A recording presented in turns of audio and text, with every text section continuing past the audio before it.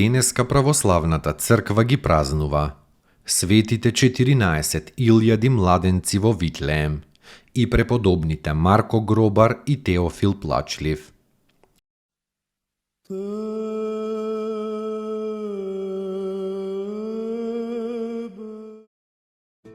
Светите 14 илјади младенци во Витлеем.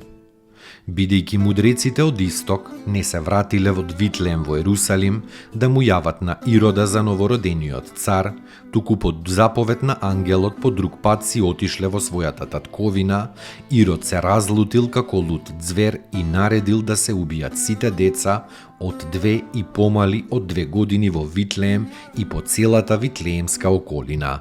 Таа страшна заповед на царот била потполно извршена. Неговите војници едни деца со меч ги исекле, други од камења ги разбивале, трети со нозете ги згмечиле, четврти со раце ги удавиле. И се кренал плач и лелек на мајките до небото. Глас се слуша во Рама, плач и ридање, и пискот голем. Рахил плаче за своите деца и не сака да се утеши зашто ги нема. Овој злостор над многу невини деца бил извршен 1 година по раѓањето Христово на 29 декември. За тоа време Ирод пребарувал за да го најде божествениот младенец.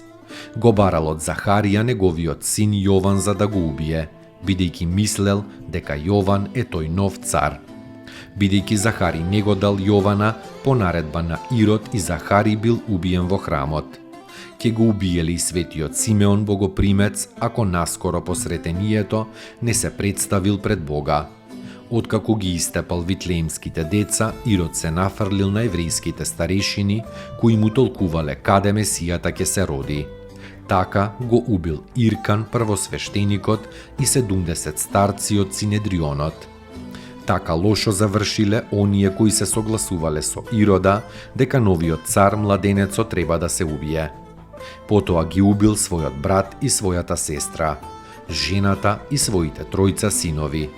Најпосле и него го постигнала Божјата казна, почнал сиот да се тресе, нозете му отекле, долниот дел од телото му се загноил.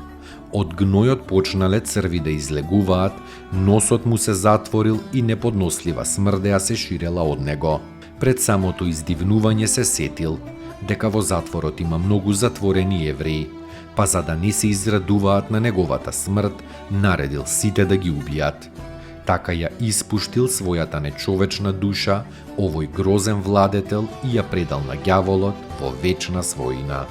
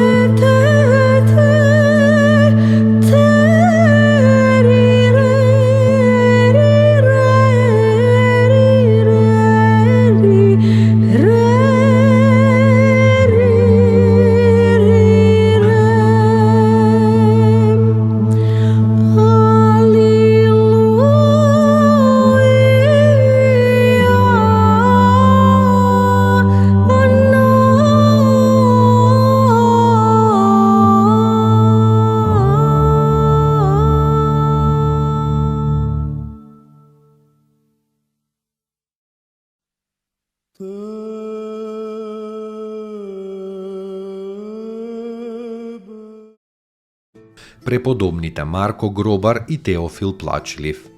Киево-печерски монаси. Светиот Марко имал толкава благодат, што на мртвите им заповедал и тие го слушале. Почекај, брате, до утре, бидејќи гробот уште не ти е готов. Порачал Марко да му се каже на еден умрен монах кој бил веќе искапен и отпеан. И монахот ги отворил очите и бил жив до другиот ден. Теофил плачел непрестајно за своите гревови. Своите солзи ги пролевал над еден сад. Пред смртта му се јавил ангел и му покажал еден поголем сад исполнет со солзи. Тоа биле солзите на Теофил што паѓале на земјата или биле истриени со рака или пак се исушиле на лицето. Така на небото се знаат и се чуваат сите наши солзи, како и сите маки и тешки воздишки заради спасението. Овие свети Божи слуги се упокоиле во 11-тиот век и преминале во Царството Христово. Достойно est Јаково истину, блажити Тја Богородицу, присно блаженују и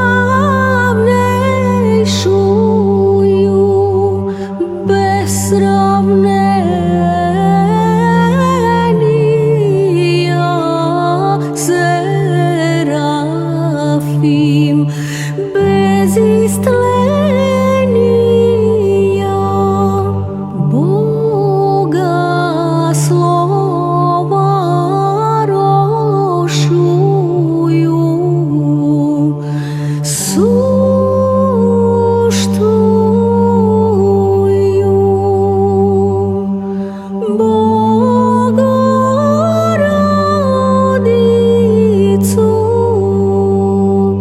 Тја